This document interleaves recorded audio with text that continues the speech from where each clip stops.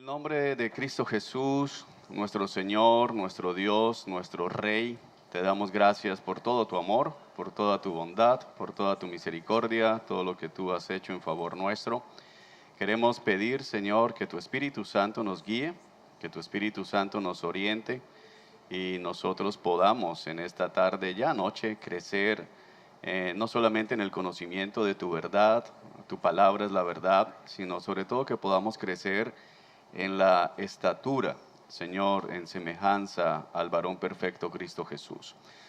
Oramos, Padre, pidiéndote que los oídos que están cerrados sean abiertos, ojos sean abiertos, mentes sean abiertas, corazones transformados y que podamos ver, Señor, la meta que tenemos trazada de tener en nuestra ciudad y en nuestra región cada vez más iglesias bíblicas, iglesias, Señor, que no se conforman simplemente con tener algún conocimiento básico, Señor, sino que se esfuerzan por vivir de acuerdo a tu palabra y por transmitir tu palabra con fidelidad. En el nombre de Jesús, amén y amén. Muy bien, les recuerdo, hermano, que esto debe estar en silencio. Si no lo has revisado, es un buen momento para hacerlo.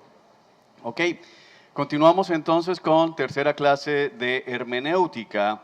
Y si usted lo recuerda, la clase anterior estuvimos viendo narrativa, que es uno de los géneros literarios. Hoy continuaremos estudiando los diferentes géneros y lo que vamos a hacer inmediatamente es poner algunas cosas como marco que nos ayudan para no confundirnos con la narrativa. Si usted lo recuerda, hace 8 días hablamos de la importancia que tiene este género y tomamos en cuenta una realidad, y es que entre el 40 y el 60% Antiguo y Nuevo Testamento respectivamente de estos volúmenes están compuestos por narrativa, así que eso nos debe llevar a pensar que es importante aprender a leer y a interpretar correctamente este género literario. Una de las cosas que genera muchos problemas es que no entendemos una realidad, y es que la narrativa no es normativa. Entonces quiero que por favor se grabe eso bien profundo en su mente, en su corazón. Usted puede recordar, la narrativa no es normativa. Entonces quiero darle un ejemplo. Cuando usted lee el periódico, sea el periódico que usted está leyendo, y lee una crónica, lee una narrativa de lo que pasó ayer al norte de la ciudad, o al sur de la ciudad, o al oriente de la ciudad, o lo que pasó en otro lugar de nuestro país, el hecho de que le cuenten lo que mucha gente hizo no significa que lo estén llamando a usted a hacer lo mismo, simplemente le están contando lo que sucedió. Y la narrativa en sí misma es neutral. ¿Qué significa que es neutral? Que la narrativa por sí misma no nos dice si algo es bueno o algo es malo, simplemente nos cuenta lo que sucedió. Ahora bien, ¿cómo sé yo si lo que se me está narrando en un pasaje de la Escritura es aprobado por Dios o es desaprobado por Dios? El resto de la Escritura, que es doctrinal, donde Dios dice, esta es la ley, esto es lo que tienes que hacer, esto no lo puedes hacer, es lo que va a informar la manera en que yo interpreto la narrativa, no al contrario. Esto es muy importante, porque muchos interpretan las leyes, los preceptos, los mandamientos de Dios, cuando hablamos del Antiguo Testamento, de acuerdo a la narrativa, y eso es un error gigantesco. Entonces no interpretamos la ley con base en lo que hizo Abraham o con base en lo que hizo David, sino que interpretamos lo que hizo Abraham y lo que hizo David con base en la ley que Dios ha entregado. ¿Está haciendo sentido lo que les digo? Por otro lado, en el Nuevo Testamento vamos a tener exactamente lo mismo. Hay narrativas en el Nuevo Testamento y nosotros tenemos que interpretar lo que pasó de acuerdo a lo que los evangelios nos mandan y de acuerdo a lo que las epístolas nos dicen que debe ser la vida cristiana, para saber si lo que alguien está haciendo es bueno o es malo. Ahorita les voy a dar ejemplos, pero necesito que saquemos rápidamente esto de la cabeza, y para que veamos el peligro de tomar la narrativa como normativa, vamos a mirar algunos ejemplos prácticos. Por ejemplo, no deberíamos hacer algo como lo siguiente. Como Daniel oraba 3 veces al día hacia Jerusalén, entonces nosotros, pongo puntos suspensivos, porque muchos hermanos piensan que como Daniel, en el libro de Daniel, registra que oraba 3 veces al día con las ventanas abiertas hacia Jerusalén, entonces los cristianos debemos orar por lo menos 3 veces al día. Y tenemos conversaciones como la siguiente, donde alguien de la iglesia se acerca a algún hermano y le cuenta, mira, llevo sin trabajo varios meses, estoy pasando necesidades, oro, clamo al Señor, no sé qué pasa, y de pronto este hermano que no entiende esto, va y le dice, espérame, pero quiero preguntarte algo, ¿cuántas veces oras al día? Y entonces este hermano que tiene problemas financieros le dice, bueno, yo me levanto temprano, hermano, 5 de la mañana. Bueno, ahí estás bien, porque la escritura dice que tienes que levantarte temprano. La escritura no dice eso, pero el hermano toma otro texto para decirle eso. Pero, y luego de ese tiempo, ¿qué pasa? ¿Vuelves a orar? No, hermano, yo oro temprano y salgo a buscar trabajo. Bueno, ahí está tu problema. Porque Daniel oraba 3 veces al día, a las 9, a las 12 y a las 3. Así que tú tienes que ajustar tu horario y orar 3 veces al día. En serio, hermano, sí, Daniel lo hizo, ahí está la respuesta. Entonces el hermano se va para su casa y comienza a establecer una rutina de 3 veces al día orar. Luego se encuentran nuevamente y le pregunta, hermano, estoy orando las 3 veces, pero sigo sin trabajo. Una pregunta, ¿tu habitación tiene ventana o es una habitación de esas cerradas? Bueno, hermano, una ventana chiquitica. ¿Y la tienes abierta o cerrada cuando oras? Bueno, cerrada, porque en la calle hay mucho ruido. Ahí está el problema. Daniel oraba con la ventana abierta, hermano. Lee el texto. Es 3 veces, pero con la ventana abierta, porque Daniel no se avergonzaba de su Dios. Claro, tú cierras la ventana, que en el fondo te da pena que escuchen que tú oras al Señor. Así que abre la ventana. Ok, hermano, y el hermano va a la casa y abre la ventana y ora y sube el volumen de su oración. Pero se encuentran a las 3 semanas, 15 días. ¿Qué hubo? ¿Ya conseguiste trabajo? No, hermano, nada. No me llaman de ningún lado. Y yo meto hoja de vida y meto hoja de vida. ¿Dónde es que vives tú? Me veo por Los Robles. Ok. ¿Tu ventana da hacia el norte o hacia el sur de la ciudad? Ay, hermano, la verdad que yo nunca fui bueno para puntos cardinales. Bueno, averigua hacia dónde da, coge una brújula y calibra y ora hacia Jerusalén, hermano, tal cual como hacía Daniel, porque es que ahí está el problema tuyo. Tienes que seguir el ejemplo de Daniel. ¿De dónde salió eso? De que vamos a Daniel o vamos a la palabra, leemos algo que alguien hizo y pensamos que Dios bendice al que imita a Daniel. En este caso, sin embargo, la escritura no dice en ningún lado que debemos orar 3 veces al día. De hecho, si tú miras el Nuevo Testamento, se nos dice que oremos sin cesar. No se nos dice que oremos 3 veces al día, ¿ok? Entonces, algunos van al libro de Daniel y también entonces ven que hay un hermano que dice, no, mira, yo me la he pasado como sin energía, me siento indispuesto de salud, me siento como mal. Bueno, hermano, yo creo que necesitas leer Daniel capítulo 1 y hacer la dieta de Daniel, porque la dieta de Daniel hace que el cuerpo se fortalezca. Estos hombres estuvieron comiendo verduras y agua y se veían mejor que los que comían todos los manjares de la mesa de Nabucodonosor. Así que, hermano, su problema es que usted come cosas que no debe comer, agua y verduras, y verá cómo se va a poner así bien rozagante. Bueno, la escritura no dice eso. La escritura nos dice que estos hombres hicieron eso, hay una situación particular, pero no hay un llamado a permanecer comiendo verduras y agua. De hecho, en el Nuevo Testamento el Señor declara limpios todos los alimentos. Sin embargo, hay libros de la dieta de Daniel. Ahora, sigamos con otro ejemplo, porque se le puede parecer, la escritura nos dice que Abraham tuvo varias esposas. Y Abraham es el padre de la fe. Entonces la pregunta es, ¿debería Abraham haberse casado con varias mujeres? Porque no fue solo Abraham. Luego tenemos a Jacob, su nieto, que tuvo 2 esposas y 2 concubinas. Y de ahí viene todo el pueblo de Israel. Entonces la fórmula para tener una familia de bendición es tener 2 esposas y 2 concubinas. Y hay iglesias en Barranquilla que están promoviendo la poligamia basándose en este texto, diciendo tengo la bendición abrámica. Abraham es el padre de la fe, yo quiero ser descendiente de Abraham, así que necesito otra sierva que acompañe a mi esposa. ¿De dónde salió eso? De leer el texto. Pero si no fuese aprobado por Dios, entonces ¿cómo Dios diría que Abraham es el padre de la fe? Y algunos incluso llegan a citar a Salomón, que tuvo 300 esposas de cuna real y 700 concubinas, 1000 mujeres. Ahí está el ejemplo de Salomón. Lo que pasa es que muchos no le recuerdan que Salomón tuvo 1000 suegras y ahí estuvo el juicio que vino de parte de Dios.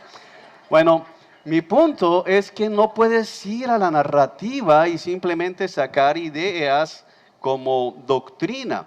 Otra muy frecuente: José, cuando sus hermanos van a Egipto a buscar grano porque no había, y ellos pensaban que José seguramente había muerto, José los reconoce, pero ellos no lo reconocen a él. Y el texto nos dice que José los puso en humillación, los acusó, los metió en la cárcel, hizo que trajeran a Benjamín, le plantó la copa en el saco de Benjamín. Y bueno, básicamente los humilló hasta que no aguantó más. Entonces la pregunta es, ¿debía José haber humillado a sus hermanos? Es lo que Dios está enseñando allí. Porque yo he sabido de hermanas que aconsejan a esta hermana que peleó con el marido se comportó mal sin decir exactamente qué fue. Y la hermana dice, pero yo lo voy a perdonar, la escritura dice que perdonemos, yo finalmente lo amo. Y la hermana que dice, pero hermana, espere un momentico, hazlo sufrir. Pónsela difícil, que llore como José. José no se la facilitó a los hermanos. No fue que de una vez, vengan hermanos míos, disfruten de las bendiciones, Dios me envió delante de ustedes. Sino José los hizo pasar un tiempo amargo para que valoren. Así que haga que su esposo sufra un poquito, que valore, hermana. Y la hermana, oye, sí, como José, ¿verdad? Entonces tenemos un problema, porque la escritura lo que está dejándome ver allá es que José era un hombre que tenía un corazón resentido. Ese es el problema que tenemos allá. Entonces no está exaltando a José, me está dejando ver parte del pecado de José. Ahora, tenemos esta que tal vez algunos la han usado. Cuando tenemos a Rahab, la prostituta en Jericó, esconde a los 2 espías que tenemos de parte de los israelitas. Y estos hombres están en el patio de su casa. Ella les dice a los espías, yo sé que Dios está con ustedes, yo sé que Dios entregó esta ciudad en las manos de ustedes, y por favor tengan misericordia de mí, de mi familia, cuando ustedes ataquen la ciudad. Y ellos le dicen, ok, huelga esto aquí, nosotros vamos a respetar tu casa. Pero en ese momento vienen soldados de Jericó, tocan a la puerta y le dicen, mira, ¿has visto hombres extranjeros? Estamos buscando unos hombres que son del enemigo, son de los israelitas. Y esta mujer dice, ni idea, pero los tenía en el patio. Entonces la pregunta es, ¿existen las mentiras piadosas? Ahí toca hacerlo. Entonces hoy hay célula en tu casa y no pagaste la luz, y justo a las 5:30 llegan de Electricaribe. Mira, vengo a cortar la luz, ¿tienes el recibo pago? Y lo tienes en el bolsillo, no lo has pagado, y piensas, caramba, si digo que no me cortan la luz. Y entonces la vigilia, y la hermana me llamó a decir que por fin su esposo va a venir. Después de 6 años invitándolo, hoy va a venir a la vigilia. El diablo se quiere atravesar y yo no lo voy a permitir. Ay, se lo llevó mi mamá o se lo llevó mi esposo, pero está pago. Ya, pase mañana y verá que lo encuentra pago. Y el hombre dice, bueno, yo sé que esta es una de las hermanas de la iglesia de la esquina, ella no me va a echar cuentos. Hermano, mentí para la gloria de Dios, porque imagínate la vigilia, el grupo, la célula, esa alma. Como Rahab tocó, o como Fuá y Puá, las parteras hebreas, que le mintieron al faraón, y después dice que Dios bendijo las parteras. Entonces hay mentiras que toca, Dios sabe que hay que echarlas, porque son mentiras que tienen buen fin. En realidad, la escritura está diciendo que hay momentos donde es válido mentir, porque de aquí trae el catolicismo romano la doctrina de las mentiras piadosas. No, la Escritura lo que está diciendo es que Rahab era una prostituta mentirosa y a pesar de eso Dios la salvó. Es gracia. No es que Dios esté exaltando la mentira de Rahab, porque la mentira es mentira y Dios prohíbe la mentira. Y tal vez alguno diga, me va a tocar, me la van a cortar mañana, tal vez. Pero nosotros debemos decir la verdad. ¿Me estoy haciendo entender? Pero ¿de dónde sacamos esas ideas? De que vamos al Antiguo Testamento, leemos algo que sucedió y entonces decimos, eso es lo que yo debería hacer. Y entonces, como lo hablamos hace 8 días, vemos a Daniel derrotando, a David derrotando a Goliat, y ¿qué decimos? Hay que ser como David, hay que ser como Daniel, hay que ser como Abraham, hay que ser como Moisés. Pero la narrativa nos enfoca a algo importante, y es que el héroe de la narrativa es Dios, no el personaje que Dios está utilizando. Entonces me está apuntando a algo más grande. Ahora, tal vez en este punto tú dices, bueno, pero ¿qué pasa cuando no solo narrativa, sino esa narrativa con promesas de parte de Dios? Entonces, tal vez has leído la Escritura cuando Dios le dice a Josué, todo lugar donde pongan la planta de tus pies será tuyo, será de ustedes. Y entonces tal vez tú eres de los que ha pisado carros, ha pisado casas, has pisado siervas. ¿Tú lo has hecho? Con cuidado vas la pisa. Señor, esta es la que yo quiero. Porque a ti te dijeron, mira, ya está escrito. Y yo no me estoy burlando de nadie porque yo pisé camionetas. Hasta que un día Dios me dejó con sentido común, porque yo salí de la iglesia, me han enseñado eso y yo vi esa camioneta parqueada al lado de la iglesia y yo dije, miré para un lado, miré para el otro y la pisé y la reclamé, Señor, tu palabra dice donde ponga la planta de mi pie, y la puse bien completo el pie. Y avancé hacia la esquina feliz esperando mi camioneta y la volví a mirar de reojo, a mirar la camioneta que me va a llegar, cuando veo y sale este hermano egoísta y la pisó también. El hermano la pisó después de mí. Y entonces en ese momento yo pensé algo, ¿y ahora quién se la van a dar? Porque el hermano la acaba de reclamar también. Y entonces me imaginé esta escena en el cielo. Jesús viéndome pisar la camioneta, diciéndole a Miguel, Miguel, Juan acaba de reclamar la camioneta, así que encárgate de que le llegue. Y Miguel sale de la presencia del Señor a entregar mi camioneta, pero luego cuando va saliendo, Jesús dice, aguanta, aguanta Miguel, la pisó Pedro, ahora es de Pedro. ¿Cómo funciona eso? Porque todo el mundo pisando lo mismo, entonces todo va cambiando y la sierva la han pisado varios, porque iban saliendo ahí atropellados. ¿De quién es esposa al fin? Si alguien pisa a mi esposa, ¿me la quita? ¿Cómo funciona? ¿Cuál es la respuesta? Cuando tú vas a ese texto, vas a ver que Dios le está hablando a los israelitas, no a mí, y les está diciendo todo lugar donde pongan sus pies con esta frontera, al norte hasta aquí, al sur hasta aquí, al oriente hasta aquí y al occidente hasta aquí, tierra prometida. Básicamente Dios les está diciendo lo mismo que le prometió a Abraham, esa tierra es de ustedes, pero si pisaban fuera de la tierra prometida, podían pisar, saltar, cavar, no era de ellos. ¿Me estoy haciendo entender? Entonces necesitamos leer con cuidado y saber qué es para mí y qué simplemente me está informando.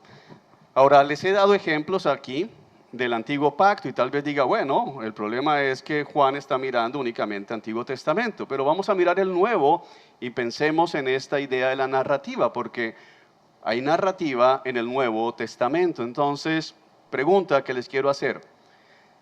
¿Deberíamos los cristianos duplicar todo lo que hacía Jesús? Tal vez estés pensando en el texto que dice, cosas mayores que las que yo he hecho harán ustedes. Entonces la pregunta es, ¿estamos los cristianos llamados a duplicar todo lo que la narrativa de los evangelios me dicen que hizo Jesús? Voy a hacer una pregunta. ¿Deberíamos nosotros perdonar pecados, decirle a la gente, tus pecados han sido perdonados?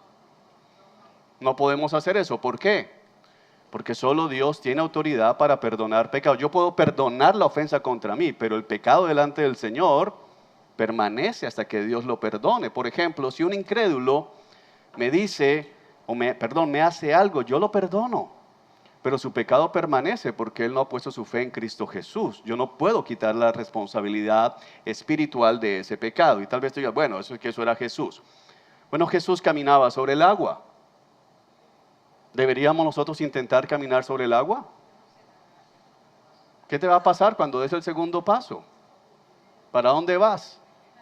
Vas para el fondo. Vas a practicar el estilo Alka-Seltzer. ¿Sabes cuál es ese? Para el fondo y echando burbujitas. Eso es lo que te va a suceder. Porque no estás llamado a hacer eso. Sin embargo, como veo las caras que me están haciendo, le voy a ayudar con esto. Ok. La palabra del Señor dice que Jesús, no solamente una, sino otra ocasión, cogió ciegos, personas que tenían problema visual, no podían ver. Y Jesús lo que hizo fue acercar al ciego y escupió en sus ojos. Yo veo aquí varios de ustedes con lentes. Entonces, por favor, haga una fila aquí que vamos a duplicar lo que hizo Jesús. Yo voy a escupir sobre sus ojos. ¿Quién quiere pasar? Pero si usted hace 5 segundos estaba afirmando que tenemos que duplicar todo. ¿Dónde está su fe? Yo voy a hacer lo mismo que hizo Jesús. Me pongo frente a usted y escupo. Bueno, está bien. Escupirlo es demasiado pesado. Pero hay otro momento donde Jesús lo que hizo fue escupir arena, tierra, e hizo una suerte de lodo medicinal entonces. Entonces, Álvaro, tráeme un poquito de tierra que voy a hacer lodo sanador. ¿Quién se lo quiere aplicar en los ojos? Levante la mano para que al final le hagamos el masaje, el tratamiento ocular. ¿Ningún voluntario? ¿Por qué no? Si yo quiero duplicar lo que hizo Jesús. Yo soy creyente, tengo el Espíritu Santo, yo creo con el poder del Espíritu Santo. ¿Por qué no lo hacemos y por qué no pasas al frente? Porque en el fondo, el sentido común con el que Dios te ha dotado te recuerda, bueno, no. Pero ¿por qué queremos vivir haciendo eso? Y entonces reprendemos el viento y reprendemos el mar y hacemos una cantidad de cosas porque nos gusta sentir que tenemos poder, aunque nada pasa. Y porque no entendemos que la narrativa no es normativa. ¿Me estoy haciendo entender, hermanos? Ok, está bien. Jesús es Dios, entonces yo no puedo imitar a Dios. Pero ¿qué tal con los apóstoles? ¿Deberíamos duplicar todo lo que hicieron los apóstoles? ¿Qué piensan ustedes? ¿Lo duplicamos o no lo duplicamos? Porque tal vez llegaste a la clase hoy pensando que sí. Entonces vamos a dar algunas ideas de lo que hacían los apóstoles. Por ejemplo, dice la Escritura que gente se sanaba cuando pañuelos que tocaban Pablo los llevaban a otro lugar y cuando el pañuelo tocaba a la persona se sanaba. ¿Quién quiere llevarse un pañuelo mío? ¿Alguien? Porque los venden en internet. Hay en este momento pañuelos a la venta en internet. ¿Qué pasa allí? ¿Me estoy haciendo entender? Ok, un pañuelo no, usted no quiere pagar nada por eso. Aquí todo es gratis. Ok. Pedro caminaba por las calles y cuando la sombra de Pedro tocaba a la gente se sanaba. ¿Alguien se anima a estar mañana aquí a las 11 de la mañana? Yo voy a caminar por aquí, por el frente. ¿O quién de ustedes quiere caminar? ¿Me estoy haciendo entender, hermanos? La narrativa nos está informando lo que Dios hizo, esos milagros que Dios hizo para confirmar lo que los apóstoles estaban enseñando. Ahora, estoy diciendo que Dios no hace milagros, creo que desde el principio establecimos que creemos en eso. Yo he visto milagros en esta iglesia, yo he visto gente sanada, pero yo no puedo pretender tomar los milagros que la Escritura dice que ellos hicieron o que Dios hizo a través de ellos y decir yo los voy a hacer también. Porque no se me está llamando a eso. ¿Ven la diferencia? ¿Sí la ven o no la ven, hermanos? Están haciendo cara de, ok. El héroe de la narrativa es Dios, no el protagonista. Entonces, nuestro objetivo no es hacer las hazañas que hizo Pablo, que hizo Pedro, sino nosotros tenemos que buscar es agradar ¿a quién? A Cristo. Entonces muchos quieren decir, yo quiero ser como Pablo. Bueno, tal vez no has leído la vida de Pablo. Pablo se la pasó más en la cárcel que afuera, aguantando hambre muchas veces, en naufragio, el mar abierto 3 veces. Muchos quieren es la gloria de Pablo. Cuando Pablo decía, no, levántate de los muertos, y se levantaban. Pero la otra parte no, eso es Pablo que no tenía fe. Yo no entiendo eso. Porque decimos que no sean milagros porque no tenemos fe, o que la gente tiene problemas porque no tiene fe, pero entonces de acuerdo a eso, ningún apóstol tenía fe. Porque a excepción de Juan, a todos los mataron violentamente. ¿Dónde estuvo la fe de ellos entonces? Y Juan terminó anciano, exiliado en una isla, no en una isla paradisíaca del Caribe, sino en Patmos, que eso era una cosa aterradora.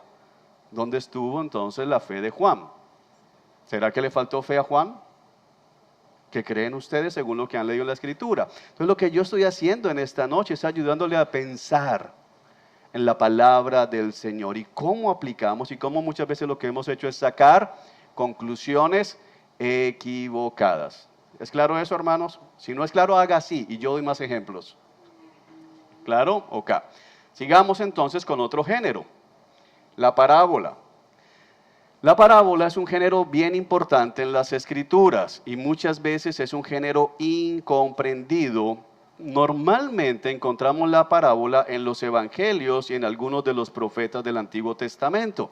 Ahora, la parábola básicamente es una comparación pictórica entre algo familiar y conocido, es decir, que la parábola utiliza elementos que son familiares al oyente, a los que están escuchando, se les hace fácil identificarse con la parte literaria que se recrea en una parábola y se contrasta con una verdad o con una realidad espiritual. Préstame atención a lo que te voy a decir a continuación, porque usualmente la parábola lo que utiliza como elementos son ficticios, es un género literario, es decir, es una de las razones por las cuales en las parábolas, a excepción de una que está en discusión todavía, lleva 21 siglos en discusión si es o no es parábola, la del rico y Lázaro, a excepción de esa, y digo esa porque no se han puesto de acuerdo todos los eruditos y todos los padres de la iglesia, así que no pretendo yo dar respuesta a eso. A excepción de esa, ninguna parábola tiene un nombre propio. Todo es, había un hombre, había una mujer, había un lugar, es decir, que todo el punto está en algo que es ficticio, aunque es realista, es decir, que es algo que pasa, es algo que es esperable, es algo que es común y los oyentes pueden ver que puede ser así. Muchas veces los detalles de la parábola, lo único que están allí es para añadir vivacidad a la imagen, es para hacer la parábola más viva a los oídos del que está oyendo y en el caso nuestro a los ojos y a la mente del lector. Entonces tengo que prestarle mucha atención a esto. Y si eso es así, ¿qué es lo que es así? Que es una imagen pictórica que está haciendo un contraste entre situaciones familiares y conocidas con realidades espirituales y que la mayoría de las veces es ficticia. Entonces, ¿cómo hago exégesis a una parábola? Porque no hacer buena exégesis a una parábola lleva a muchas conclusiones equivocadas. Entonces, recomendaciones para interpretar parábolas. Número 1, la pregunta que tú tienes que hacerte cuando estás frente a una parábola es ¿cuál es el punto o los puntos principales? Es decir, la parábola tiene normalmente un punto principal. Hay una verdad que se quiere resaltar, hay una verdad que se quiere enseñar. Y usualmente todo lo que está alrededor es ambientación, es esa parte pictórica. Lo importante es saber cuál es el punto que la parábola quiere enseñar. ¿Cómo llegamos a saber eso? Preste atención a la repetición. Es como poner algo en negrilla. Cuando usted está leyendo algo y lo pone en negrilla, ¿qué significa? Esto es muy importante. Y la manera hebrea, y los escritores que vemos aquí en los evangelios, a excepción de uno, son hebreos, está la repetición. ¿Cómo, qué se repite? ¿Cuántas veces? Prestamos atención a la inversión de las expectativas, cuando se espera que pase algo, pero pasa algo completamente contrario. Entonces ahí puede haber un énfasis, buscamos énfasis allí. Los cambios de voz, cuando se está hablando en primera persona en la parábola y luego pasa a tercera persona. Entonces esos cambios los podemos ver como pistas para descubrir el énfasis principal de la parábola que viene a ser la enseñanza real. Otro consejo, la conclusión o el punto principal está típicamente al final. Fíjese que hay una palabra que está allí, típicamente. ¿Qué significa típicamente? Normalmente, pero no que siempre. Porque si usted se va siempre al final, hay parábolas donde el punto principal no está al final. Usualmente está al final, pero no siempre es así. Y normalmente las parábolas tienen su centro en la naturaleza del reino de Dios o del rey, que es en este caso el Señor Jesucristo. Entonces tengo que buscar de qué habla, cómo es la vida del reino, qué me enseña acerca del reino y qué me enseña acerca del rey. Último, el contexto sigue siendo rey. Entonces, si se da cuenta, para interpretar un texto, volvemos a esa norma que dimos desde la primera clase, en la interpretación de un texto, el contexto es rey. Así que seguimos acá. Así que se deben interpretar las parábolas a la luz de la narrativa circundante. Entonces, ¿qué está diciéndome? ¿Qué pasó antes de la parábola? ¿Qué pasa después de la parábola? ¿Por qué la parábola se cuenta? A veces las parábolas son respuestas. Hay un conflicto, hay una discusión, hay una pregunta y en momentos Jesús contesta en parábolas. Entonces, ¿qué está pasando antes? Me ayuda a entender esto. Por ejemplo, la parábola del grano de mostaza de Marcos, el punto se encuentra en la conclusión y a la luz del contexto. Eso es importante que lo podamos entender. Sin ese contexto, yo no voy a llegar a conclusiones correctas. Vamos a hacer un ejemplo práctico de esto. Lucas, vamos a Lucas, abra su Biblia por favor, hermano, para que hagamos un ejercicio práctico. Lucas capítulo 10, versículo 30 al 37.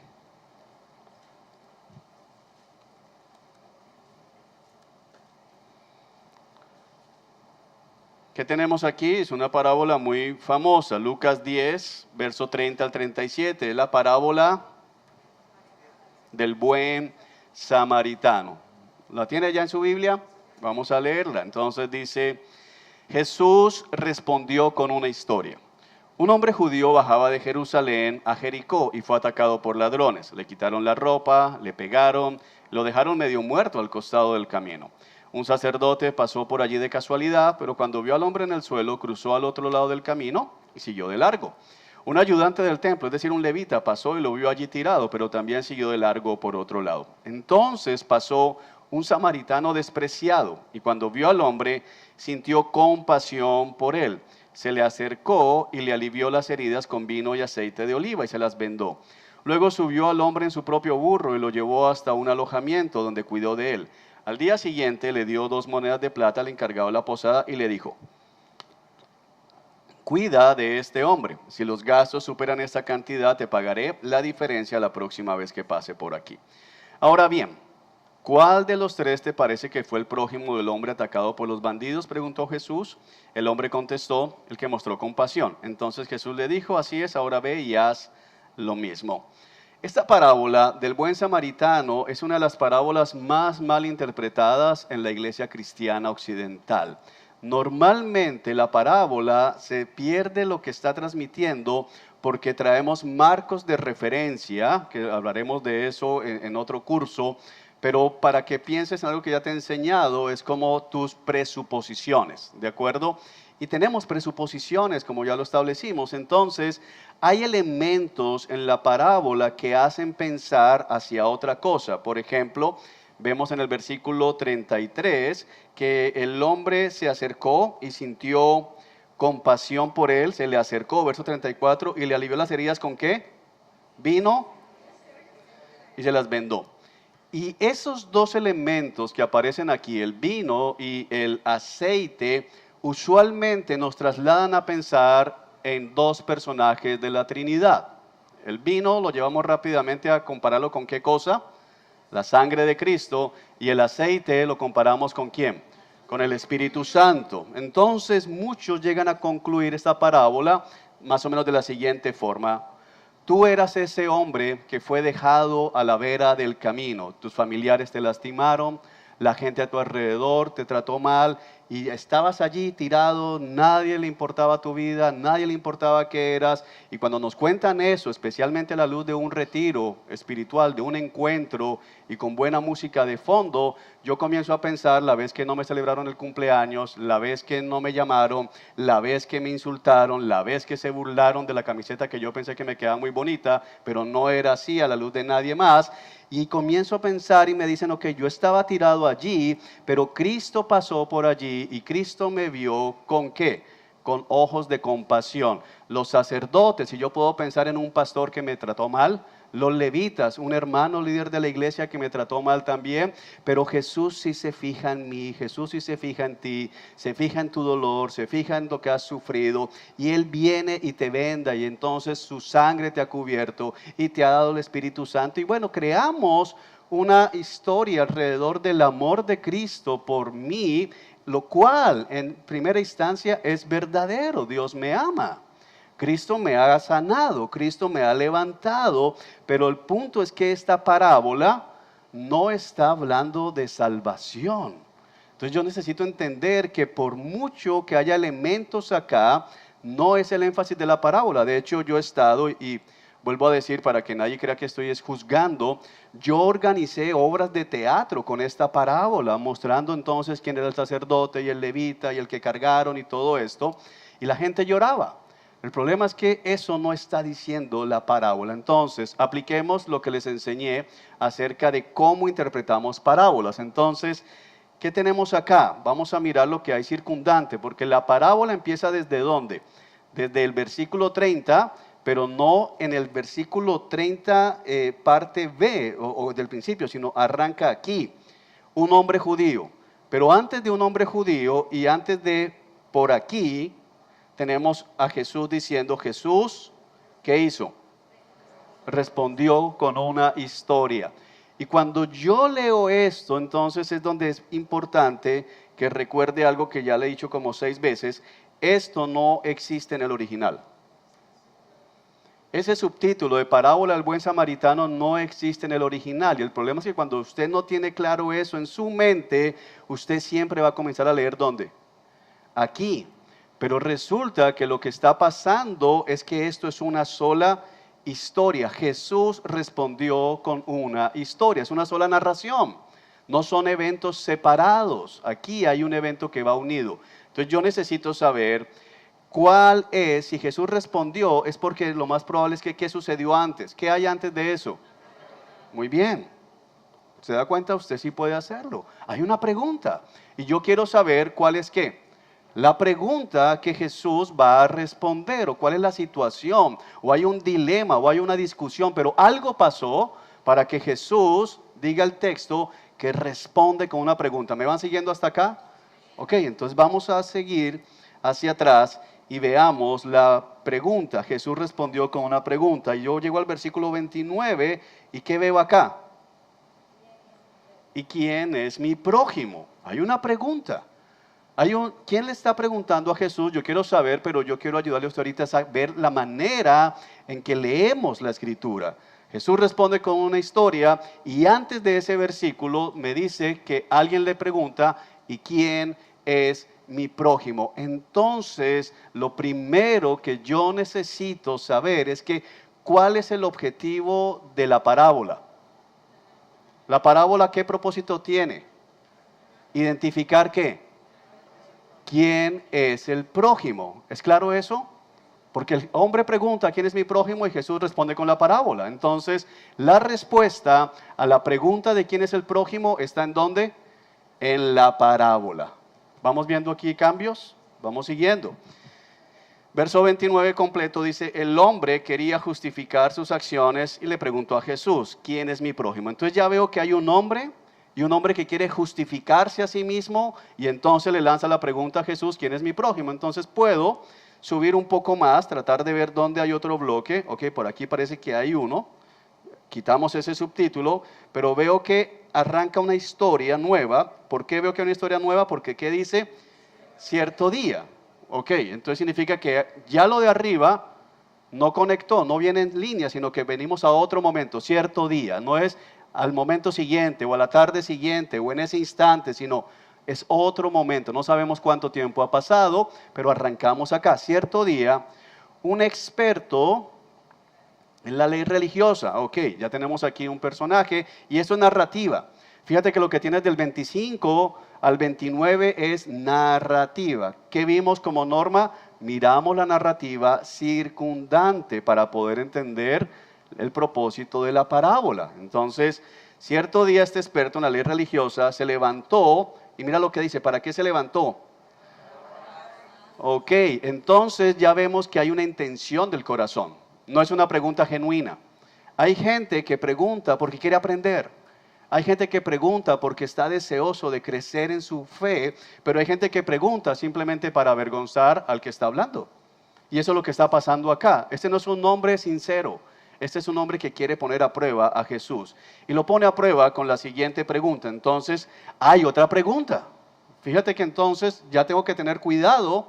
¿Cuál es la pregunta que la parábola va a responder? Porque tengo otra pregunta. Y la pregunta es, maestro, ¿qué debo hacer para heredar la vida eterna? Entonces hay algo ahora más grande, ya no solamente el prójimo, sino ¿qué hago para heredar la vida eterna?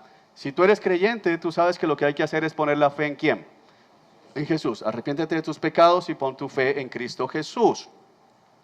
Jesús contestó, ¿qué dice la ley de Moisés? ¿Cómo la interpretas? Y fíjate lo tremendo, porque ¿quién es el que está hablando con Jesús?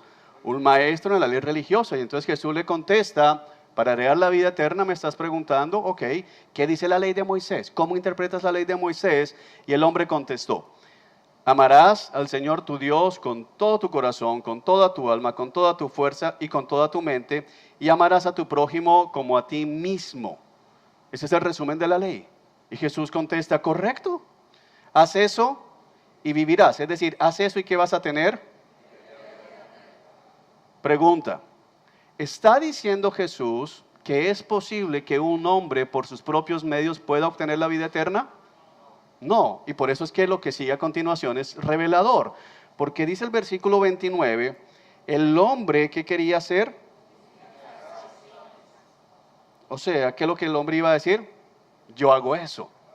Entonces viene y le lanza una pregunta a Jesús, ¿y quién es mi prójimo? Mira el orgullo de este hombre, porque él no pregunta, ¿y cómo amo a Dios así? Él dice, bueno, ¿y quién es mi prójimo para probarte que yo sí lo hago? Es decir, él da por descontado que él ama a Dios con toda su fuerza, con todo su corazón, con toda su alma, lo cual es imposible para nosotros, ¿de acuerdo? Pero deja eso de lado y dice, bueno, Jesús, ¿y quién es mi prójimo? ¿A quién es el que debo amar como a mí mismo? Y entonces Jesús responde con la parábola, que ya la leímos, vimos al sacerdote, vimos al levita, todo eso es ambientación. Pero aparece en la parábola un personaje que es bien importante en el versículo 33. ¿Qué aparece? Un samaritano, y no cualquier samaritano, un samaritano despreciado. Muy rápidamente necesitas entender que los judíos y los samaritanos se odiaban. Mira, era mejor, más bien el peor insulto que se le podía decir a un judío en la época era samaritano. Por eso a Jesús le dicen los fariseos samaritano endemoniado. Era el peor insulto, lo vas a entender cuando termines Antiguo Testamento. Pero básicamente los judíos, para que entiendas un poco por qué la Escritura hace énfasis en que Jesús atravesó por medio de Samaria, los judíos, por ejemplo, si iban a viajar de aquí a Ciénaga, de Barranquilla a Ciénaga, piensa que somos judíos, vivimos aquí, tenemos que ir a Ciénaga, pero en Tasajera están los samaritanos, preferían darse la vuelta, ir hasta Plato Magdalena y volver a subir y llegar a Ciénaga por allá, solo para no poner su pie en la región de los samaritanos. Eso es lo que hacían, por eso era asombroso que Jesús cruzara por Samaria. Ahora pasa este samaritano, este hombre que los judíos aborrecen, que utilizan el título de ellos para insultar, y este es el hombre que ve al hombre que está moribundo, siente compasión, viene y lo atiende, pero esto no es importante.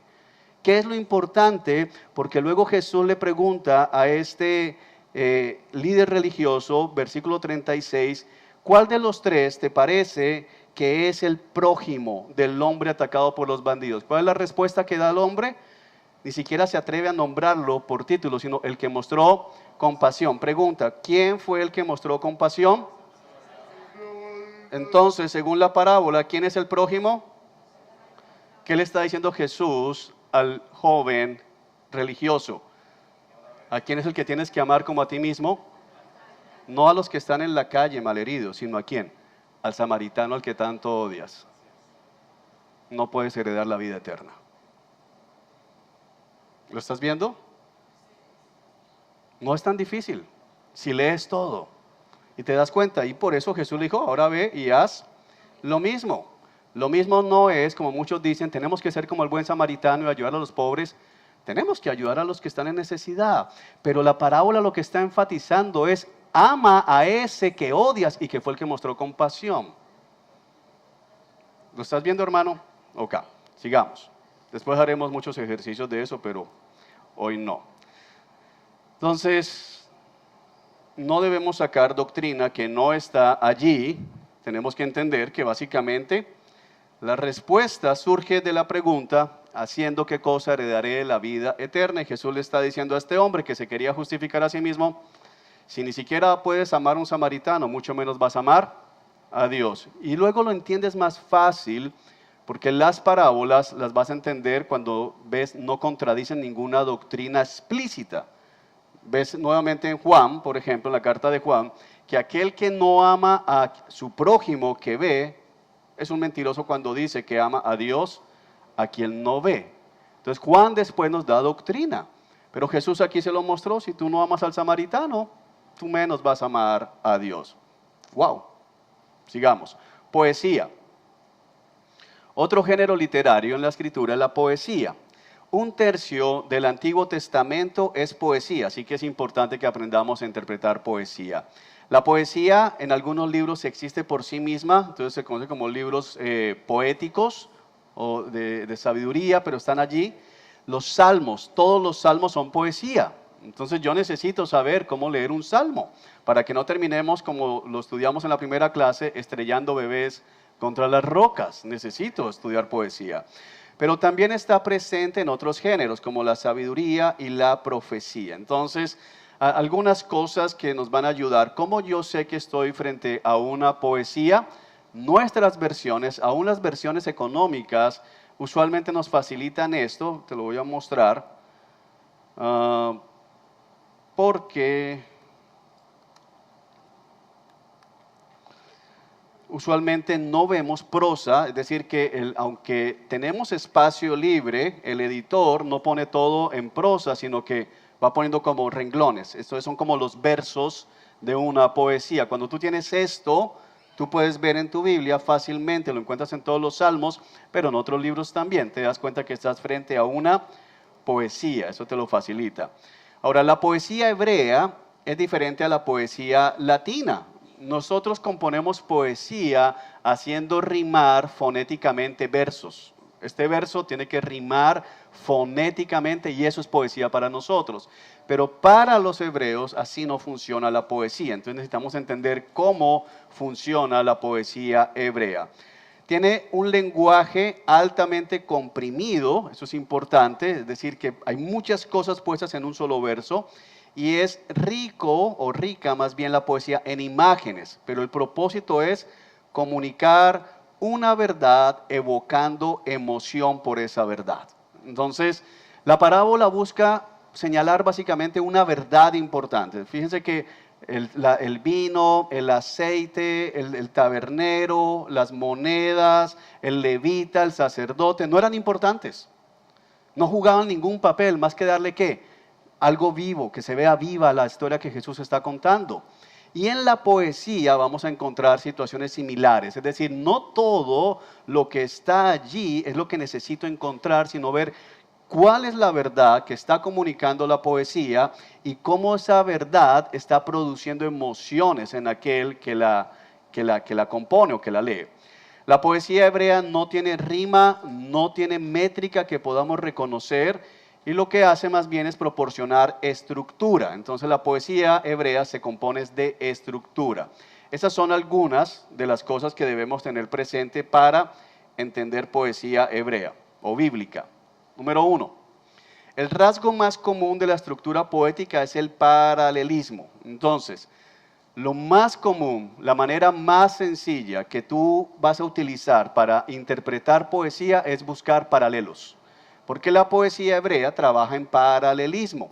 Hay básicamente, y vuelvo a decir básicamente, tres tipos de paralelismo en hebreo. Entonces, el primero, paralelismo sinónimo.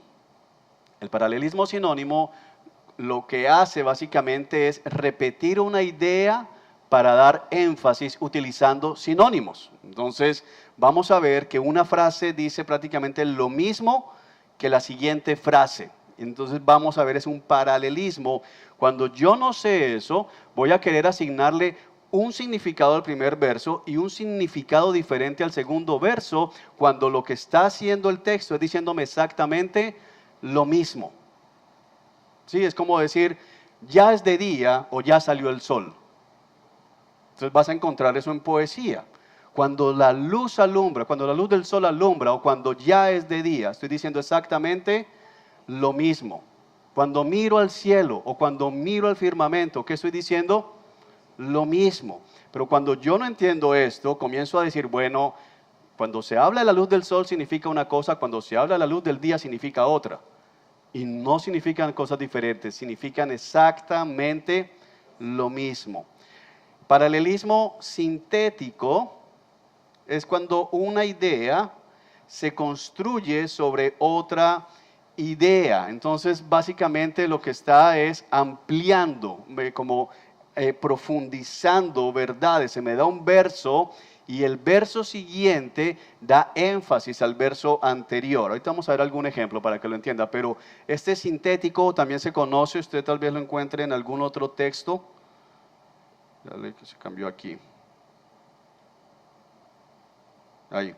Como paralelismo emblemático. Entonces se da énfasis, un verso le da énfasis a otro. Hay una idea que se quiere transmitir y se van a usar figuras de lenguaje. Y el otro, paralelismo antitético, o para que sea más fácil para usted recordarlo, de antónimos. Entonces tenemos sinónimos, tenemos sintético, que es una idea reforzando otra, y tenemos el antitético o de antónimos, donde una idea se contrasta con otra, mostrando lo contrario. Entonces comparan a un hombre con una mujer, comparan al bueno con el malo, al necio con el sabio, al día con la noche. Entonces hay un contraste y ese contraste lo que genera es énfasis. Y yo al ver el contraste, al ver el paralelismo, cómo está construido, voy a encontrar el énfasis o el significado del texto. Otra característica en la poesía hebrea es el juego de palabras, la aliteración y el acróstico alfabético. Eso lo vas a encontrar mucho, muchos salmos son acrósticos hebreos, no le vas a encontrar sentido en español. La repetición, entonces usted lee los salmos y dicen lo mismo, lo mismo, lo mismo, lo mismo. No es porque el salmista, como lo dije en otra clase, le quedó un pedazo de rollo y dijo, hay que poner algo aquí porque es peligroso dejarlo en blanco y vamos a decir lo mismo una y otra vez, sino porque la manera hebrea de pensar y de transmitir es, vuelve a repetir, vuelve a repetir, vuelve a repetir. Jesús lo utilizaba, ¿se acuerdan cuando decía, en verdad os digo? No es porque se llenaban las cosas allí, sino es una forma de decir, esto es importante. Esas son las negrillas de ellos. La hipérbole, que la vamos a estudiar más adelante, pero para que sepas que está presente allí. El contraste, la metonimia, que es sustitución. La sinécdoque, que significa que una cosa que se te están diciendo allí representa a lo que viene o lo que viene representa a lo que se acaba de decir. Se representan el uno al otro. Vamos después a crecer sobre eso, no se preocupe. Como la poesía nuestra, la poesía latina, utiliza metáforas, hay símil, hay imágenes, hay frases irónicas, hay eufemismos. Entonces, ¿qué necesitamos? Aprender a identificar figuras de lenguaje para no sacar conclusiones equivocadas. Por ejemplo, lo que tengo que recordar es que esto es un ¿qué? Poema. Entonces, cuando yo leo un poema, yo no estoy leyendo de manera literal. Usted nunca Si alguien le escribió un poema o le escribe un poema a alguien, entonces le dice a su esposa que su cara es como de una rosa, su esposa no le va a decir, o sea que se me están cayendo pétalos. Porque ella no va a tomar eso de manera literal. Ella va a entender que de que tu cara es como la de una rosa, le estoy transmitiendo. Entonces, ¿qué le estoy hablando? Usualmente asociamos la rosa con ¿qué cosa? Con la belleza. Estoy diciendo tu cara es ¿qué? Bella. Pero yo no estoy diciendo que tu cara tiene polen y que tu cara tiene pistilos. No sé si me hago entender, porque cuando no comprendemos que son figuras de lenguaje en un poema, comenzamos a darle realidad y significado a cada cosa de la palabra que se ha usado. Tu rostro brilla como la luna en medianoche. ¿Qué está diciendo? ¿Que es plana, pálida y llena de huecos? No está diciendo eso. Está hablando de que su rostro resplandece. Entonces hay un significado puntual, limitado en estas figuras de lenguaje. Entonces lo vamos a leer muy diferente a como leemos la narrativa. Entonces vamos al Salmo 19 para hacer un ejemplo práctico. Salmo 19 y vamos a mirar un ejemplo de paralelismo sinónimo. Salmo 19, ¿lo tienes? Ve a tu Biblia.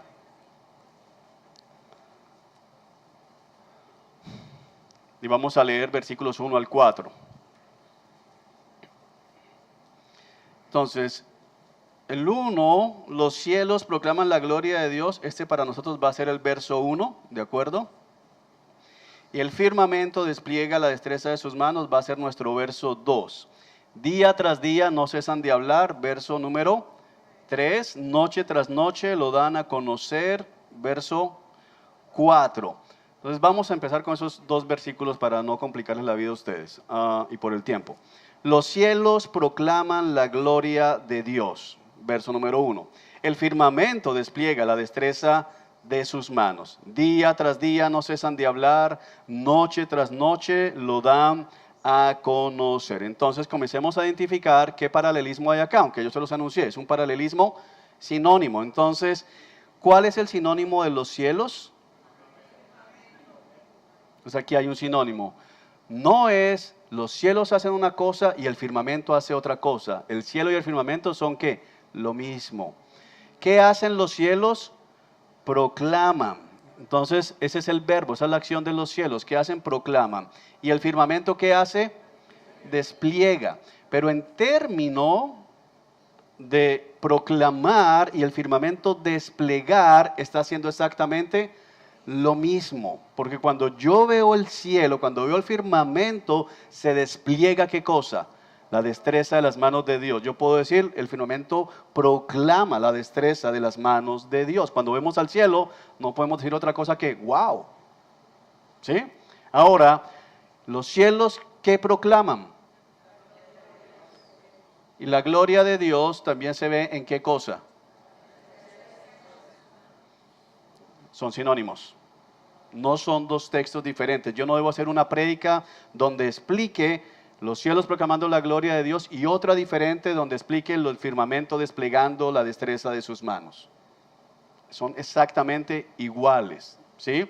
Ahora, verso número 3. Día tras día no cesan de hablar. Entonces aquí podemos pensar que el salmista tiene en mente los cielos de día, ¿de acuerdo? Día tras día los cielos no cesan de ¿qué? De hablar. Hablar y proclamar. ¿Qué está haciendo? La misma cosa. Y noche tras noche, entonces estoy pensando que en el firmamento, ¿qué hace el firmamento? Lo da a conocer, despliega la destreza de sus manos. ¿Qué me está diciendo esos dos versículos? Exactamente lo mismo. Son sinónimos. No necesito sacar conclusiones de cada cosa. ¿Sí es claro eso, hermano? ¿Okay? Hablan sin sonidos ni palabras. ¿Quiénes hablan sin sonidos ni palabras? Los cielos, el firmamento. Su voz jamás se oye. Esto y esto es ¿qué? Igual, es lo mismo. No significa decir, algunas veces los cielos hablan sin sonidos ni palabras y algunas veces el firmamento ni se oye. Es lo mismo. El salmista está reforzando la misma idea. Y a pesar de que hablan sin sonidos, ¿qué pasa? Su mensaje se ha difundido. ¿Cuál es el mensaje? La gloria de Dios y la destreza de sus manos y sus palabras. ¿Qué significa? Por toda la tierra y por todo el mundo son sinónimos. Su mensaje y sus palabras son ¿qué? Sinónimos, no hay nada nuevo allí. ¿Lo estás viendo cómo funciona? Esa es la estructura. Muy bien, 7:30, vamos a nuestro break para que se oxigene un poco. Le he dado mucha información, así que vaya y oxigénese un poquito, nos vemos en 20 minutos.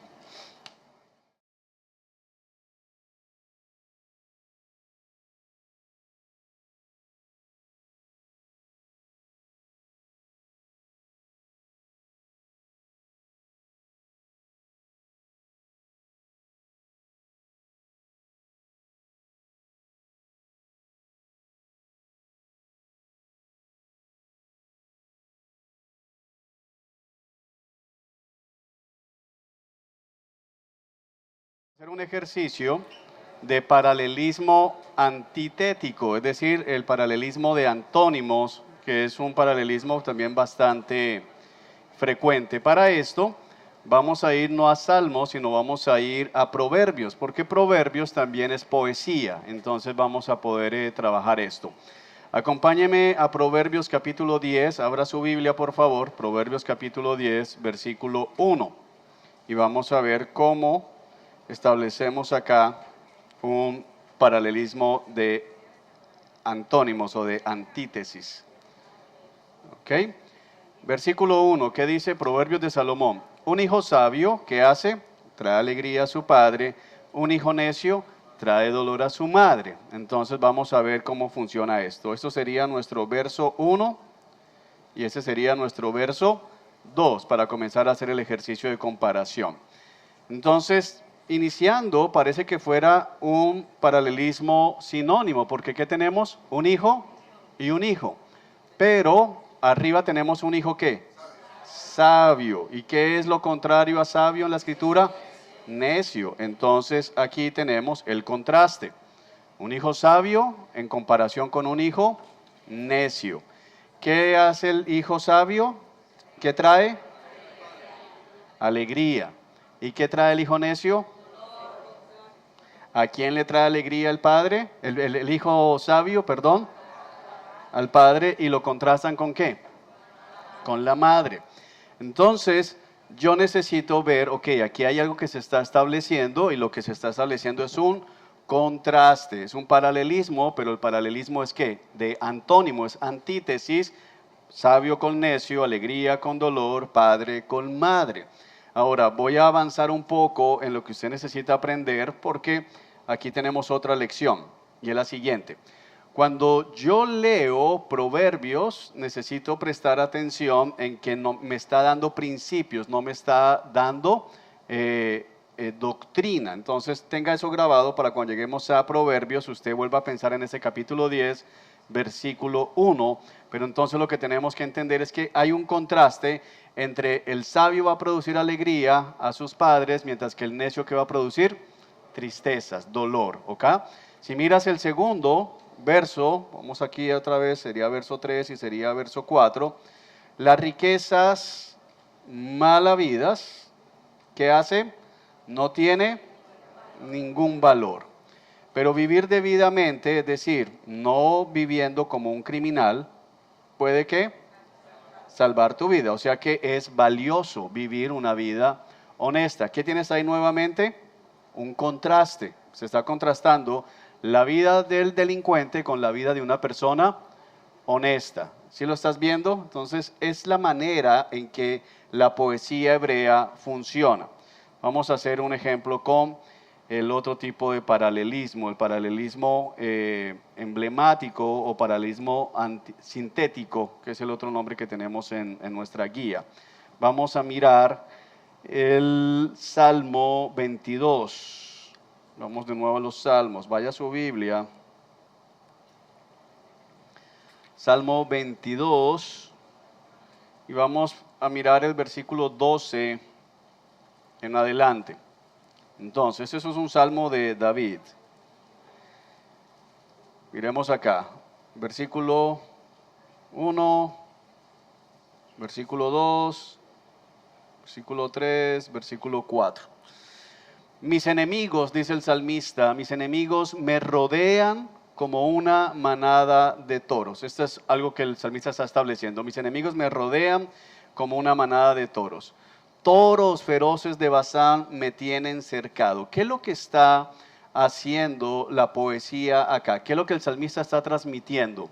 Está transmitiendo el salmista que este pobre hombre tiene unos hombres que lo rodean como manada de toros, pero que el salmista está en tantos problemas que no solo lo tienen rodeado hombres que son como una manada de toros, sino que literalmente también hay toros de Basán que lo tienen cercado.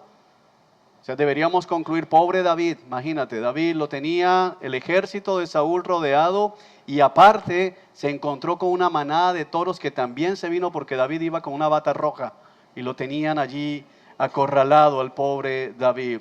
Y si eso fuera poco para entender lo que sufrió David, leones abren sus fauces contra mí, rugen y despedazan a su presa. ¿Está diciendo David que está rodeado de toros y de leones? No. ¿Qué está haciendo David?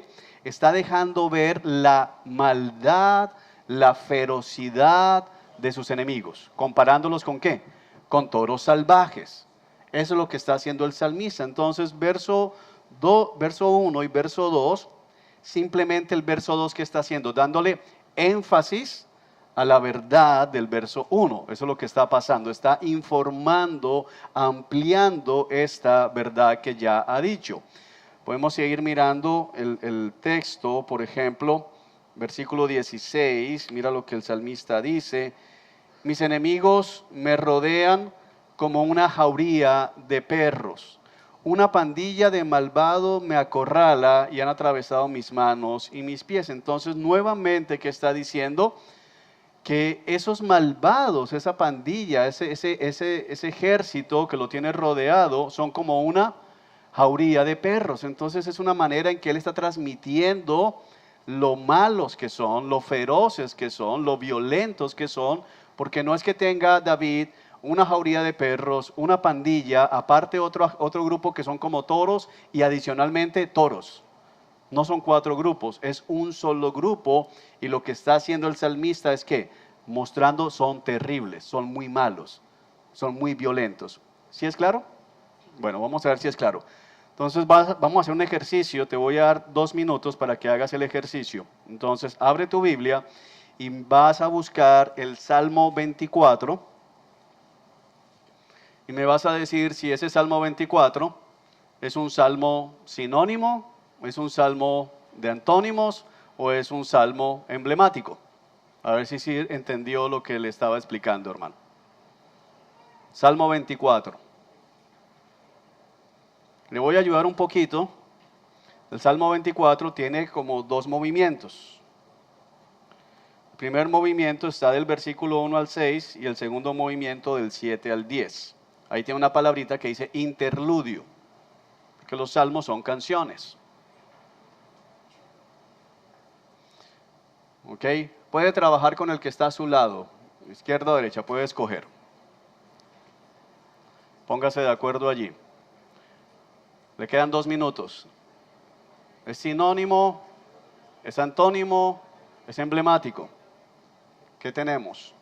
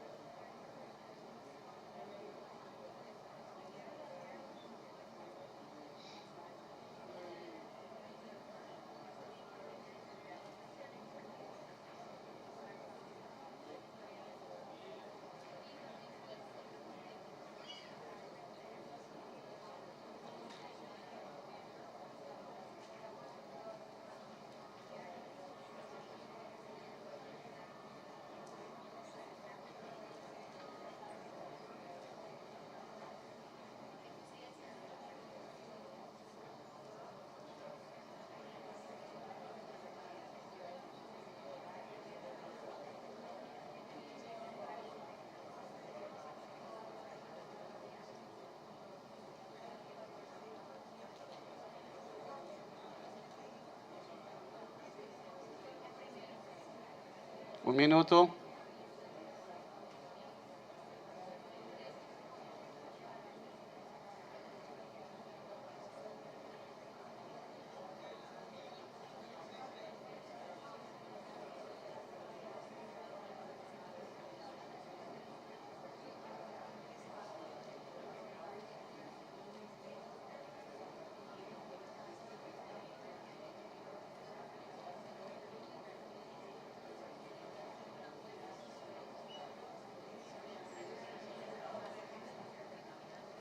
Ok, tiempo. Levanten la mano los que dicen que es de paralelismo sinónimo. Sinónimo. Ok, antónimo. ¿Alguien vio antónimo? Wow, di una buena clase. Antítético, emblemático. Del 7 al 9, muy bien. Entonces, ¿por qué escogimos este salmo? Porque este salmo nos deja ver que no porque un verso sea sinónimo, todo el salmo es sinónimo. Aquí tenemos dos tipos de paralelismo. El primer interludio, 1 al 6, es sinónimo. Muy bien, la tierra del Señor y todo lo que hay en ella, y luego cómo lo refuerza, el mundo y todo lo que hay en ella, todos sus habitantes, es todo lo que hay en ella que hacen, le pertenecen, es del Señor. Entonces tenemos allí: Él echó los cimientos de la tierra sobre los mares, estableció sobre las profundidades de los océanos. Eso es sinónimo. Pero luego, en el 7, ¿qué está pasando? Hay un énfasis. ¿Cuál es el énfasis que nos quieren mostrar? ¿Quién es? El Rey de Gloria. Aunque usted puede también, eso ya sería irnos mucho más profundo en exégesis, usted puede ver que hay un tema también que se nos deja ver sinónimo, y es que se compara al Rey de Gloria con el que gana en la batalla. ¿Ok? Entonces hay algo sinónimo allí, pero de manera general es emblemático. Así que si usted hizo eso correcto, dese por bien servido. Usted ha aprendido hoy a mirar la poesía hebrea, y eso es un gran cambio para su lectura bíblica o para enseñar en su iglesia local. Muy bien, excelente. Vamos a seguir entonces. Sabiduría, otro género. La sabiduría es un género de la literatura de la Biblia que es muy amada, pero al mismo tiempo es muy problemática para muchos cuando van a leer los libros de sabiduría. Es amada porque parece muy práctica. Entonces podemos pensar en los proverbios, son muy prácticos. Vamos a poner rápidamente esto en práctica. Pero es problemática porque es diferente a los géneros con los que estamos acostumbrados a lidiar en nuestro mundo moderno. La literatura de sabiduría es acerca de vivir bien en el mundo de Dios. Es importante esto porque cuando tú piensas en los principios que la sabiduría, que la literatura de sabiduría te da, muchos de ellos son completamente contrarios a lo que el mundo normal te diría que sería sabio. Es decir, cuando tú lees algunos proverbios dices, wow, pero vivir así es loco. Sin embargo, es correcto de acuerdo a quién, a Dios. Entonces es importante esto y nos genera principios de vida que reflejan el carácter de Dios. Entonces yo tengo que pensar, cuando estoy interpretando libros de sabiduría, en cómo este libro está reflejando el carácter divino. Entonces no solamente es cómo vivo, sino cómo este principio de Dios me informa acerca de cómo es Dios. ¿Sí me estoy haciendo entender con eso? Porque el error primario es pensar que los libros de sabiduría se tratan de mí. Toda la Biblia se trata ¿de quién? De Dios. Entonces, en los libros de sabiduría, yo tengo que aprender a ver el carácter de Dios, cómo Dios se refleja en estos libros. La sabiduría, según la propia Biblia, es fruto ¿de qué? Del temor del Señor. El principio de la sabiduría es el temor a Jehová. Entonces, esa verdad nos tiene que informar para decir, ok, yo no puedo leer los libros de sabiduría desconectados de esa verdad de que todo parte del temor a Dios, ¿ok? Eso significa que está orientado hacia Dios y hacia la creación que Él ha hecho, y eso incluye a las personas. Habla de lo que generalmente es cierto, pero también aborda cosas que parecen ser excepciones a esa verdad general. Ahorita veremos ejemplos. Algunas cosas para tener en cuenta para hacer exégesis. Espero que se acuerde qué es exégesis. nuestro texto y vamos a mirar qué significaba para la audiencia original. Siempre que hablamos de exégesis es del texto a ellos, del texto a ellos, es la primera parte, ¿ok?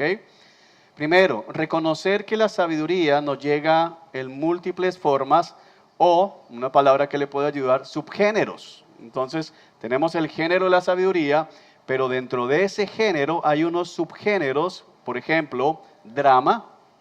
El libro de Job es un libro de sabiduría, pero lo que vemos en Job es un drama y es un tremendo drama. No solamente lo que pasa espiritualmente de Satanás pidiendo permiso para tocar la vida de Job, tocando la vida de Job, sino el drama de Job y sus amigos.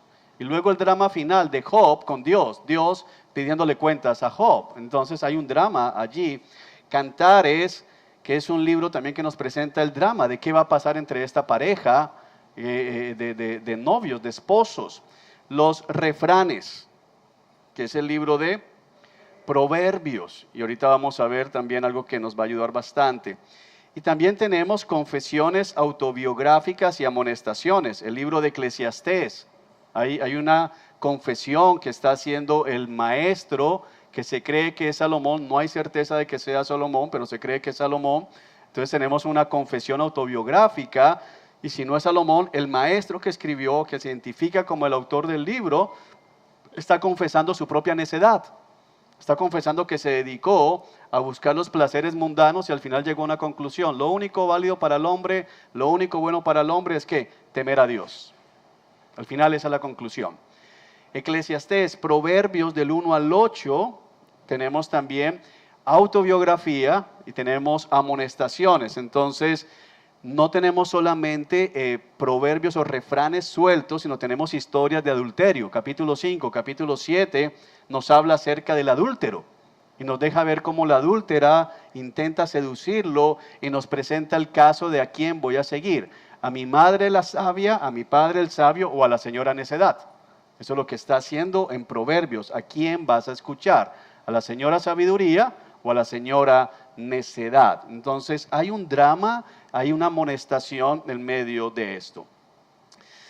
La clave de interpretación es leer en su contexto y de acuerdo al propósito declarado. Es decir, tú necesitas prestar atención a lo que el libro dice que el libro hace. Entonces, la sabiduría los libros de sabiduría tienen claramente definido cuál es el propósito que se tiene. Entonces, por ejemplo, Job nos deja ver la intención de abordar un problema que tenemos los seres humanos. ¿Cuál es el problema?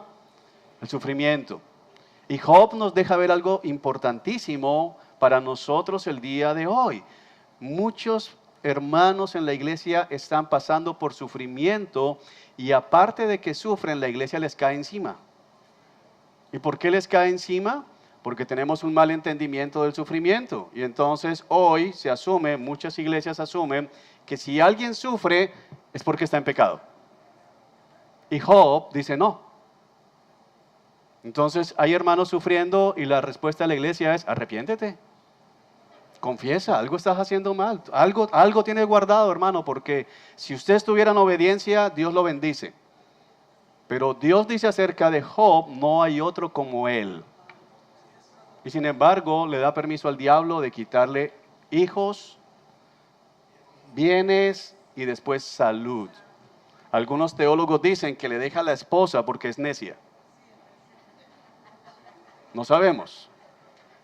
Se comporta neciamente al principio, pero no es la conclusión del libro y al final vuelve a tener hijos con ella.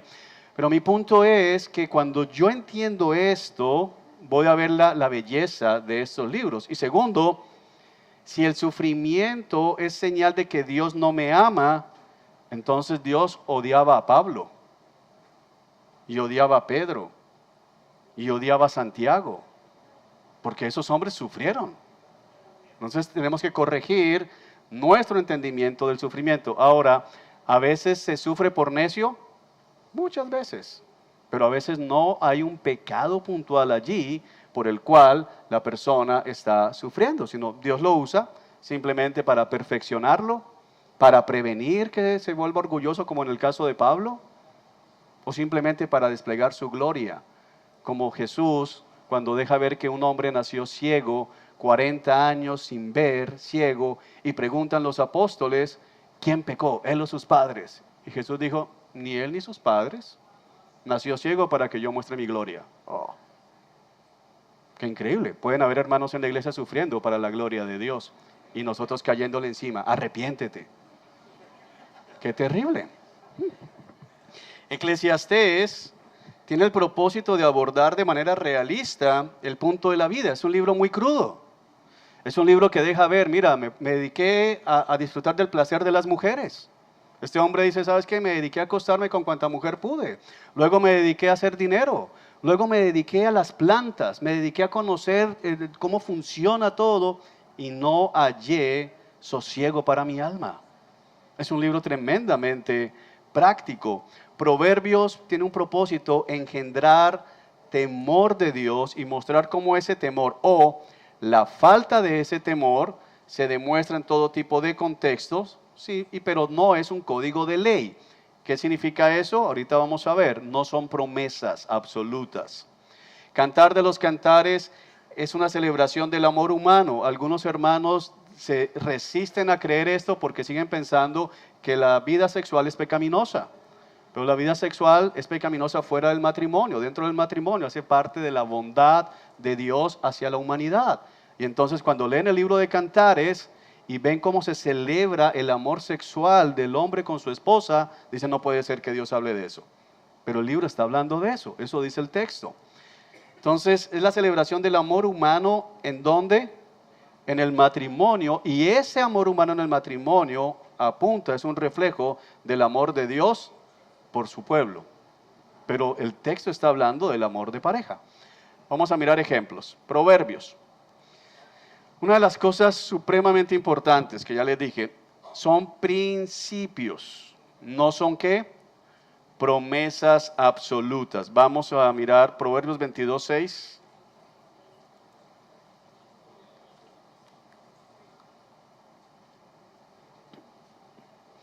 Y tal vez alguna persona aquí va a ser libre esta noche cuando entendamos esto. Proverbios 22:6, no libre porque esté endemoniado, sino libre de una culpa o libre de una expectativa falsa. Proverbios 22:6. Dirige a tus hijos por el camino correcto y aun cuando sean mayores, enseña al niño el temor del Señor, el camino del Señor, la palabra del Señor. Instruye al niño en su juventud y cuando sea viejo no se apartará del Señor. ¿Cuál es el problema? Que cuando no entendemos que esto es sabiduría y que son consejos, que son principios y no leyes ni promesas de Dios, entonces tenemos el caso de padres fieles al Señor, que han instruido a sus hijos en el temor del Señor, que les han modelado, que les han dado un buen ejemplo, y que estos hijos crecen y se van de la iglesia, se apartan, no vuelven a la iglesia. Y entonces tenemos a papás que están llorando porque su hijo, su hija amada, se ha apartado del camino del Señor, y tenemos a una iglesia cayéndole encima. Algo han hecho ustedes, confiese, hermana. Yo se lo dije a usted que viniera más frecuente a los ayunos, usted no quería venir, ahora ahí está la consecuencia.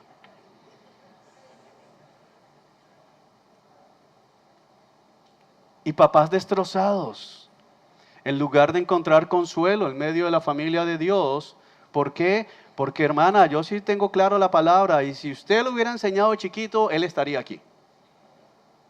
Bueno, Proverbios no está prometiendo eso. Eso es un principio. ¿Qué significa un principio?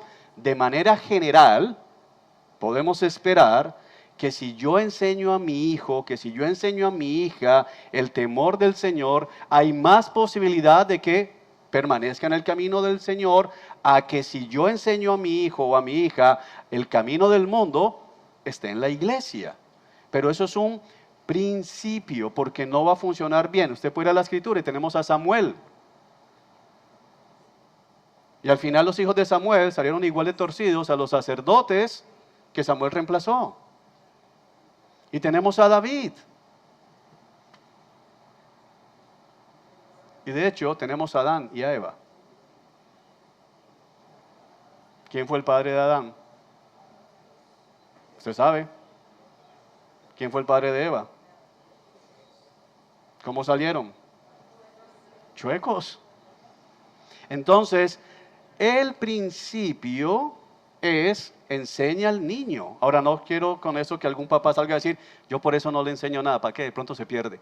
No, haz todo lo que esté a tu alcance. Como yo le digo a la iglesia, mira, yo voy a hacer todo lo posible porque si mis hijas se pierdan sobre mí, se pierdan a pesar de mí y no por mí. Yo no puedo salvarlas, pero voy a hacer todo lo que sea a mi alcance para que sean salvas. Pero al final a mí se me evalúa no por el resultado de ellas, sino si yo fui fiel en enseñarles el camino de la verdad. La iglesia debería estar consolando papás, mamás que sufren. Otros mantienen a los padres en esa promesa falsa. Tranquilo, que tu hijo está en la promesa. El hijo ya lleva 20 años afuera, cambió de género, practica satanismo, pero está en la promesa de que vuelve. Seguimos orando, pero no prometamos cosas que Dios no ha prometido. Entonces, ¿de dónde viene eso? De interpretar mal la Biblia. Entonces, por eso dije, espero que haya gente que sea libre esta noche de cosas de esas. Y si usted ha tenido algún hermano, alguna hermana atacado, vaya y pida perdón.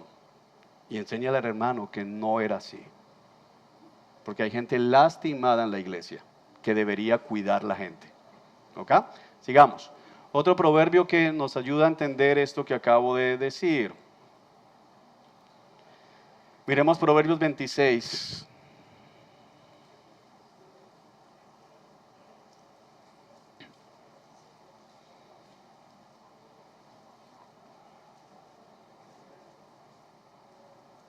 Mira lo que dice acá. Como la nieve no es para el verano, ni la lluvia para la cosecha, tampoco el honor es para los necios. Ok.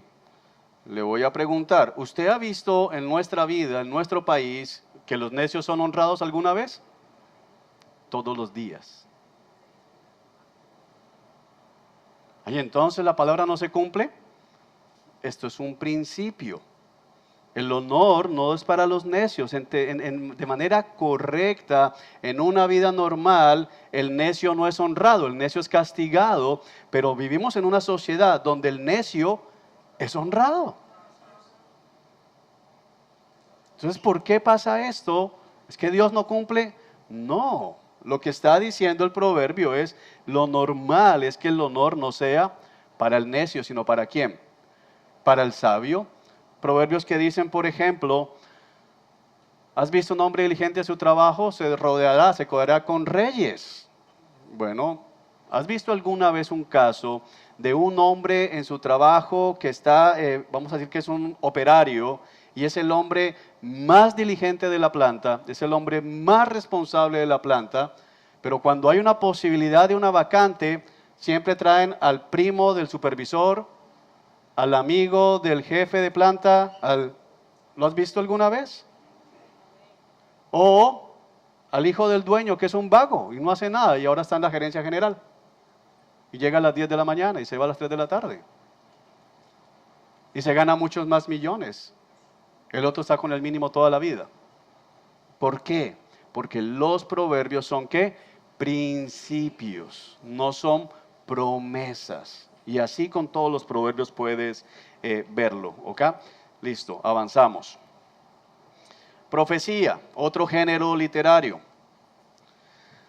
También lo encuentras en algunas versiones como oráculo de Jeremías, oráculo. Entonces es otra palabra que aparece allí. Y es importante entender que oráculo no se entiende como brujería, sino son las profecías como tal. Los oráculos los encontramos en el Nuevo y el Antiguo Testamento. Los profetas se presentan como abogados de la acusación, argumentando el caso de Dios en una demanda legal contra Israel. Entonces aquí quiero que entendamos esto muy bien.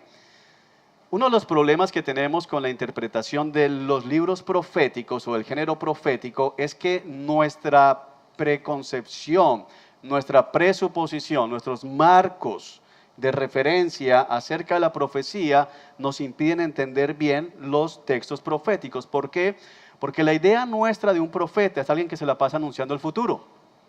algo que va a pasar, pero cuando tú vas a la Escritura, te vas a dar cuenta que aunque algunos profetas hablan acerca de lo que va a suceder en el futuro, la mayoría de las profecías son simplemente llamados a someterse a lo que Dios ya ha revelado. El profeta está hablando hoy al pueblo diciéndole, si ustedes no se arrepienten y cumplen lo que Dios le dijo a Moisés allá atrás, entonces les va a pasar allá adelante lo que Dios dijo atrás que va a pasar. Si tú lees profetas vas a encontrar eso. Los profetas se la pasan es llamando al pueblo a arrepentirse, porque si no les va a pasar lo que Dios ya dijo que iba a pasar. Pocas veces están dando algo nuevo, simplemente están llamando al pueblo al arrepentimiento, y por eso decimos como abogados de acusación, como la fiscalía de Dios, diciéndole, no, esto que a ustedes les está pasando es justo, porque ustedes hicieron esto, ustedes hicieron aquello, ustedes violaron el pacto, ustedes trajeron ídolos, y Dios dijo allá con Moisés que si ustedes hacían esto, Dios hacía esto. Dios es fiel, Dios ha sido justo, ustedes son los responsables. Entonces, cuando tú lees los profetas desde la perspectiva bíblica, te va a ayudar también a entender mucho de lo que hoy se ve como profecía y que no es bíblico como tal. Entonces, los vemos advirtiendo proféticamente del juicio que se avecina, pero ese juicio siempre en un tono de llamado ¿a qué? Es decir, que los profetas usualmente están llamando al pueblo ¿a qué? A arrepentirse, a volver a los caminos del Señor. Es muy diferente a lo que conocemos hoy como profetas modernos que solo prometen bendiciones, que pocas veces llaman al arrepentimiento, que pocas veces llaman a decir, Dios va a traer juicio si siguen viviendo de esa manera. Todo es casa, carro y beca. Y eso es muy diferente a lo que tú ves en la Escritura. También hacen llamado a la salvación que se acerca, es decir, llamando ¿a qué? A confiar en Dios, llamando a poner su confianza en el Señor y no en ellos mismos. Es decir, no hay un solo profeta diciendo ten fe en ti mismo, tú eres un campeón. Los profetas se la pasan diciendo tú no eres nada, necesitas de Dios. En tus propias fuerzas no puedes, pon tu confianza en el Señor. Y esto es importante tenerlo en cuenta para hacer la exégesis. Nuevamente, exégesis del texto a ellos. Del texto a ellos. Entonces, ¿cómo lo hacemos? Uno, debemos tener en cuenta que el cumplimiento de las promesas es la característica básica y el problema de la interpretación de la profecía. Es decir, cómo lo que Dios promete se cumple. Y normalmente ese cumplimiento es el ingrediente principal en las profecías. Esto divide muchas veces a los intérpretes en cuándo se cumplió, cuándo vemos cumplida una profecía que se haya dado. El cuándo se cumple, el dónde se cumple y el cómo se cumple nos ayuda a entender el significado de una profecía. ¿Qué significa esto? Que hay profecías que tú encuentras en Génesis que solo entiendes cuando lees Samuel. Cuando tú lees Génesis, vas a tener que reconocer, Dios dijo esto, pero no tenemos la menor idea de lo que eso significa. Por ejemplo, cuando lees Isaías acerca de la Virgen concebirá, ¿qué entendieron ellos? Oye, una virgen va a concebir, pero ¿quién es esa virgen? Cuando yo lo leo de este lado, cuando ya conozco a José y a María, yo leo Isaías y rápidamente ¿qué digo? Eso es esto. Pero cuando lo leen aquí, ahí no se está entendiendo, ok, ese es el Mesías, es María, la esposa de José, carpintero. No entienden eso. Entonces el cumplimiento nos ayuda a entender el significado total de la profecía. Entonces, ¿qué estamos diciendo acá? ¿Cuál es la dificultad? No es lo más aconsejable interpretar una profecía solo allí, sin tener en cuenta qué puede estar pasando también. Entonces, ¿qué voy a hacer nuevamente? Del texto a ellos, ¿qué entendieron ellos? ¿Qué significó para ellos? Y luego hago mi reflexión teológica. Otra cosa importante, el orden de los acontecimientos. Entonces, la mayoría de las profecías, si no todas, tienen múltiples horizontes o formas de cumplimiento. Déjame tratar de graficar esto. Yo dibujo peor de lo que escribo, así que...